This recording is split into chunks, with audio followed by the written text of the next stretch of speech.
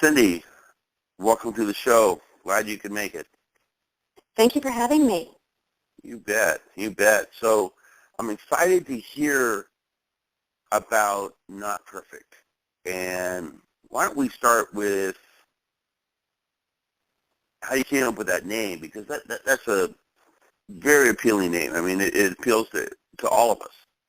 I remember seeing a bulletin once for a church or outside on their sign saying, perfect people need not attend, on the service. But tell me a little bit about how you came up with that name and what Not Perfect is all about.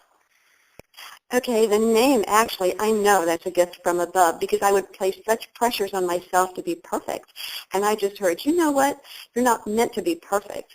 God lived the perfect life for us, and I don't have to worry about being perfect, and never does anyone else, not just anyone else. Not Perfect is really a message, and that's what we do. We kind of relay a message, and then we focus on our youth to help them break free from the pressures to be perfect. I started this organization almost 2 years ago. I'm actually a breast cancer survivor, and I'm a survivor of physical and emotional abuse. And I knew that I thought if I would have been perfect, none of this would have happened to me. And that's where God reached out and was like, things are going to happen to people. You are not meant to be perfect. And you're not alone in feeling that way. And I can help you break free from the pressures to be. So that is kind of how Not Perfect got started. And also, another big reason is I saw a need within our society, within our youth, because I deal with youth a lot, and they're always challenged, and they're bombarded with messages, especially like with social media, more than we ever were growing up. You see movies and TV ads and magazines all focusing on perfection, how you're supposed to look, act, dress. And if we don't do that, if we don't meet others' expectations, then we feel like we're a failure. And our message is to help promote that you're who you are. We're not meant to be perfect. Right. And who is the target of that message? We focus on our youth. We go to churches and schools and camps and youth groups. We've been to various locations because they will actually reach out to us. We've done some presentations, and we've been back to several places 3 times because the youth are grasping this. We are targeting our youth because they are the ones that we want to help. They're the next generation. And if they can't, right, or if they aren't focusing on themselves right now and their emotions, well, then they won't be productive in the future. And we're just focusing on them. I just love our youth, and I just love being with them. And Not Perfect focuses on the youth. Right, right. So are you local now? And if so, where do you hold most of your events and such? And are there plans to go national with this? Oh, definitely. We want to go national. We started out doing events on site, and we're unable to keep doing that. It takes a lot of manpower, and the youth are wanting to be involved and actually be in the programs that we have. So our goal now is to create a video that people can download from our website. We'll have 4 different types of programs. Self-esteem, we have the Girl Scouts reaching out to us now. Sports industry, and we have sports figures. I have a professional soccer player that is involved with Not Perfect, and a Christian, of course, and then just one for everybody, because the message is for everybody. That's how you can get closer to God, by getting his message out there. It's like something shows we've got something that people want. What makes us so happy and successful with this message is because people need it and want it. So yes, we'd like to take this nationally, and by creating these videos, we will be doing that. Okay. So right now you're more of a grassroots effort. Yes. Trying to get out there and get that message. Has the reception been strongest from parents or the students themselves? In other words, are you getting the support that you anticipated from the parents? Oh, yes, yes. Even the parents are saying, can you do a program for us? we're not perfect. We're raising our kids, and we're going, oh my gosh. I have a very good friend who wants her daughter to come to one of our presentations, and she said, you know what? After looking at what you do, I realized that I put pressure on my daughter to be perfect, to do things that I want her to do instead of accepting what she's actually doing and capable of. She said, I inspired her, but I put pressure on her. But what we're really reaching is these youth. We have guys after our events come up and go, when are you bringing this back? We love this message. There's pressure on us too. So the youth, they'll come up and go, this is me, man, this is me. I'm not meant to be perfect, and I'm okay. Our purpose really, the results of the stress to be perfect can be self-harm and depression and anxiety and suicide. We've actually done a suicide awareness event. Unfortunately, there were 2 youth at Olathe Northwest. It was on national news. And they reached out to Not Perfect because of Facebook and said, we like your message. Will you come and talk and give your program? And so we geared it towards them. So it's many people are responding to it, and our youth are just saying, we want this at our school. We need this at our school or at our camp or wherever because it's speaking to them, and it's powerful. And is it a faith-based program, or is it... We have a faith-based program. Number one, God gave me this message, and He is my inspiration. I want to bring people closer to Him. Our organization wants to bring people closer to Him because of the message, because it's from Him. But it is for everyone. We don't want to leave anyone out because we're all God's children. And when we get this message to everyone, that can bring them closer to God or to something deeper and spiritually inside of them. So we are focusing on everyone, and that's how we're going to have 4 different programs on video. But faith-based, I grew up as a Catholic school, Catholic high school, Catholic college. I'm a lector. I'm a Eucharistic minister. I believe in the Catholic faith, and I'm passionate about that. But I'm also very passionate about reaching every youth, every person, to help them accept who they are and love yourself for who you are. We had, if I can tell you, we had a young girl. We have a door at our presentations because our stable is a door. It's about letting go of something. At the end of our presentations, we invite everyone to write on the door if they were so inspired. And one young girl wrote on the door who felt pressure to be perfect. And I was watching her write, and she looked at me and she said, let me tell you my pressures and struggles. And we talked, and she said, I started doing self-harm. And I said, why do you do it? She said, it's about, the bottom line is love. She said, and this is verbatim, I do it to release the heartbreak. I do it because I'm hurting. I do it because I can't help it. I don't care anymore. I don't need help. I need someone to love me. That's all. This is me. And that brings tears to my eyes that these kids are, self-harm and cutting. But she said she broke free from it. And I have a door here that has hundreds and hundreds of signatures on it from these youth. It just speaks to them, and they let go of it. And, it's a starting point of letting go. When they write on this door, so when we do these presentations, we'll have training, and you can have a door there, because now the schools everywhere are saying, we want to keep the door there as a sign of commitment, inspiration, and if they want to add to it. The door is very powerful with these youth. It just gives them a relief. Right. Can you expand a little bit on self-harm for those of us that may not be real familiar with that? Sure. I've learned a lot about self-harm through this. I have some very close youth that keep in touch with me now, and I asked them why self-harm, and they said because it takes away the internal pain, and they only feel the external pain. And so it could be cutting or even the cigarette burns, and it seems like cutting is what these youth are doing so much right now. It actually takes that emotional pain away. But the girl that surpassed this said she wants to eventually speak for this because you always come back to that pain. It never really releases that, but it's a temporary release from that pain, and that's how they start the self-harm. It's an escape. And when you say cutting, are we talking about with a knife on your skin, or? The main things they use are razor blades, and they cut on their skin. I have a picture of a girl who I was in touch with and still am. She has cuts all over her arms and legs, and it's from a razor blade. Some do it with a knife, some do it with a needle. It's whatever they have access to, and they actually harm themselves because they feel that they're, one gal told me, she goes, I'm just not good enough, I just don't measure up.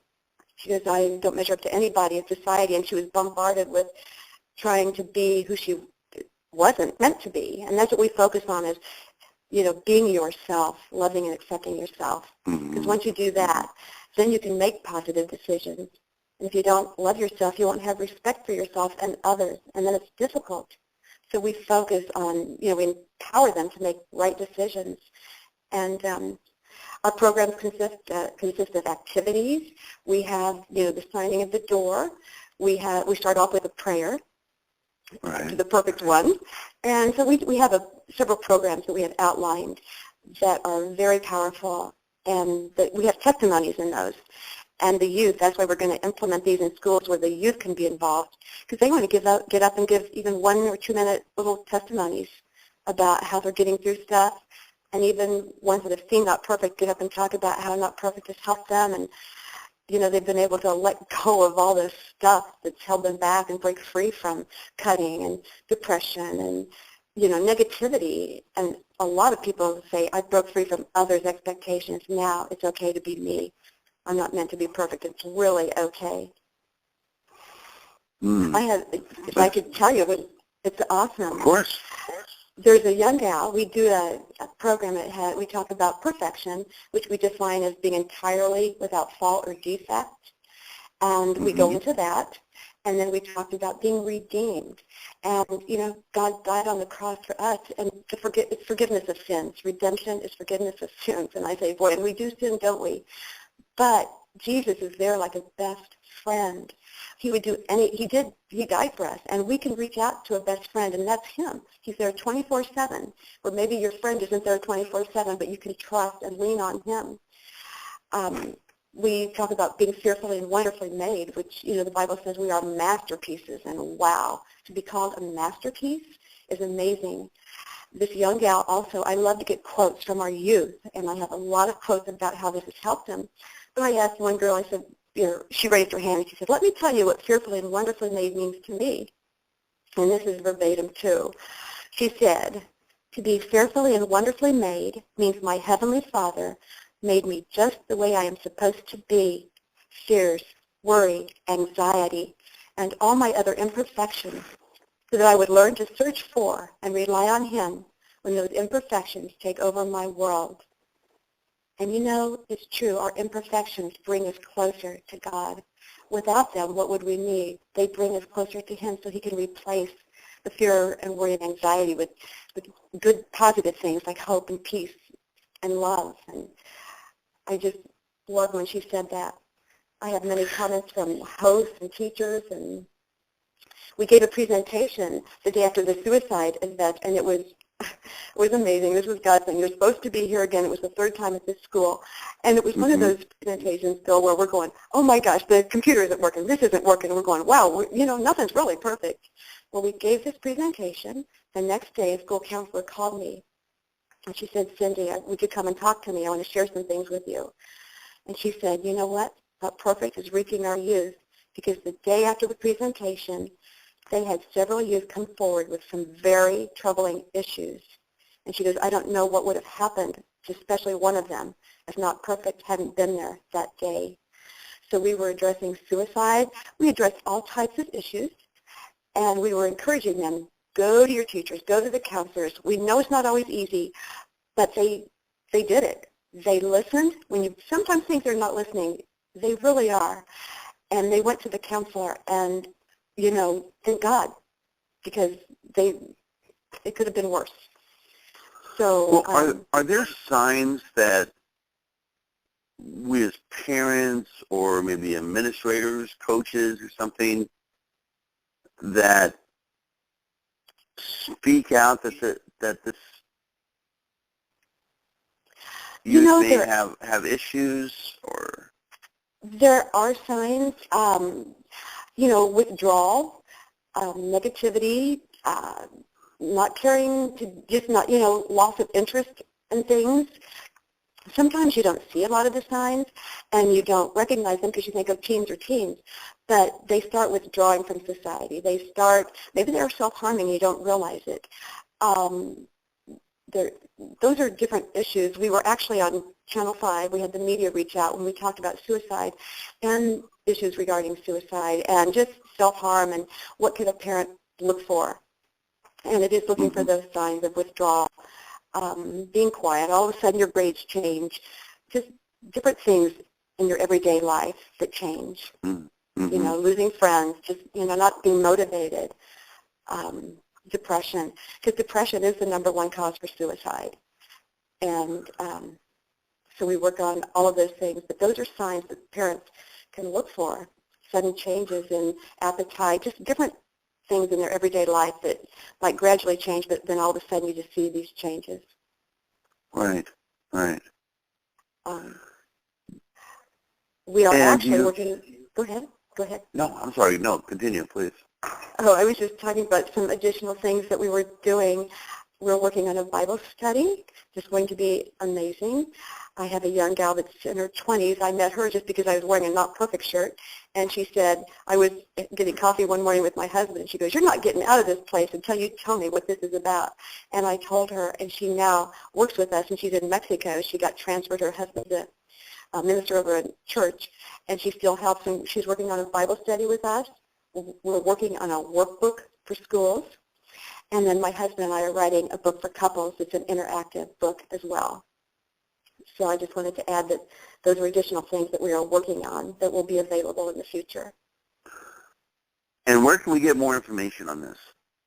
You can go to our website, and it's notperfectsite, SITE.com. And people can contact me, you know, via email through the website. But we do have events that we have done, and we have a What Now card that you can download off of the website, which schools have done when they run out. And, you know, we give these, give these programs, and at the programs we give a What Now card, and it has different resources that are online, chat rooms with regard to suicidal thoughts, my faith, eating disorders, addiction, peer pressure, bullying, others' expectations.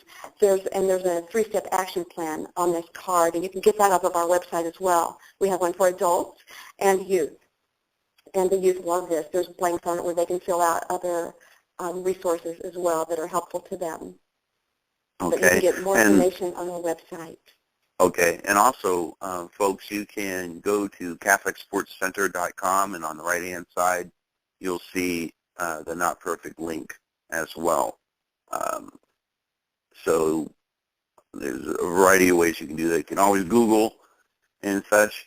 And do you have a hotline, so to speak? Have you, or is there a number that people can contact you if they feel they need to talk? We do not have a direct hotline yet. That's why we have this What Now card for resources, that they can go directly to some professionals that have the, you know, education and, the, you know, counselors that help out. So we're working on something like that for the future. Let's stop. Yeah. Let's stop with that. Let's go. I'm going to go back and edit that. Let me re-ask that then and say, okay, stop. So Cindy, if someone really needs to reach out, if they have a pressing matter, what would you recommend they do to reach out to somebody right away? Okay, on our website, I have had people email me personally, and I can give them direction or names of people that they can talk to, but our What Now card is really one of the best routes because we have resources on these cards that are professional people that can actually help and talk to someone. You know, if somebody's really needing some help right away, we have the Youth Crisis Helpline on there, Runaway Hotline, Child Abuse Hotline. There's all kinds of resources on this card that you can print out that you can have immediately at your hands and know where to go from there. Okay. And you're talking about the videos earlier. Are those videos available at your website? No, we're working on those now. We started doing videos because well, we can't do our presentations everywhere. We want to get this nationally, so we'll get those on our website, I would say within a couple months, probably by the end of summer. But that's our goal, to get those videos on that before the next school year starts. And that's what we're working on right now. Now, for financial support, is there a way to donate on your site? Yes, there is. There's a door. We have doors all over our site, and one says donate. So we welcome any donations so we can get these videos and things off the ground and get this message everywhere where it's supposed to be. Great. Yes.